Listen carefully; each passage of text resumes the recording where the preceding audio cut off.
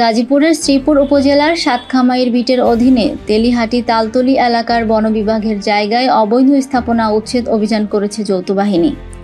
শনিবার ২৬ এপ্রিল সকাল ৮:৩০ থেকে তেলিহাটি ইউনিয়নের তালতলী মুরগিবাজার এলাকায় বন বিভাগের জমিতে এই অভিযান পরিচালনা করা হয়।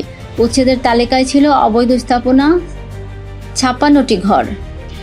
অভিযানে উপস্থিত ছিলেন ঢাকা বন বিভাগের ঊর্ধ্বতন কর্মকর্তা, রেঞ্জ কর্মকর্তা, শ্রীপুর উপজেলা নির্বাহী কর্মকর্তা ব্যারিস্টার সজীব আহমেদ, শ্রীপুর রেঞ্জ কর্মকর্তা মোখলেসুর রহমান সহ বিভিন্ন অফিসের বিট কর্মকর্তা ও কর্মচারীরা।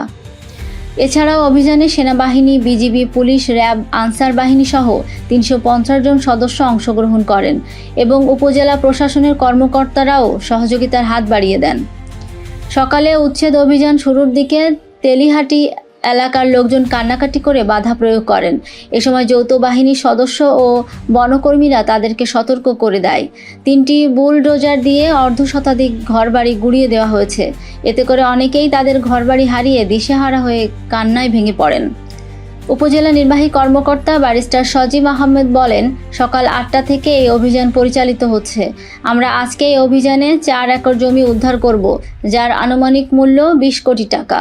উচ্ছেদকৃত ৫৬টি পরিবারকে নোটিশ দেওয়া হয়েছিল। তাদেরকে জানিয়েই এই অভিযান পরিচালনা করা হচ্ছে।